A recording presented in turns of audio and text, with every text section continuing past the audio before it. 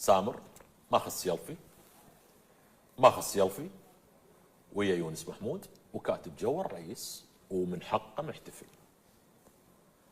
فخليني اني والصوره بدي اسولف ويا سامر شويه. خلينا انا الصوره مؤيد.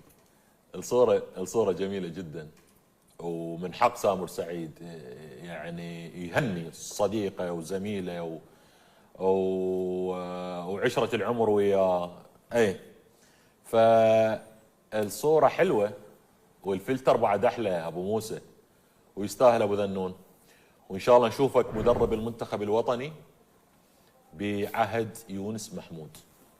سامر سعيد ان شاء الله نشوفك مدرب المنتخب الوطني او مدرب المنتخب الاولمبي او مدرب منتخب الشباب، لان هاي التغييرات منطقيه تصير من اللي ساندني ومن اللي وقف وياي ومن اللي روج لي. بس انا سؤالي سامر سعيد، لا تحاول تمرر معلومات مغلوطه.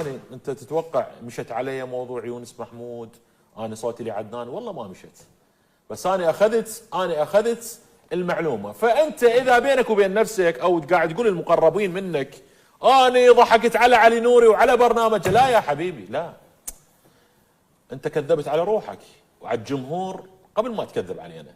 فهاي لا تقولها لان معيبه مو حلوه.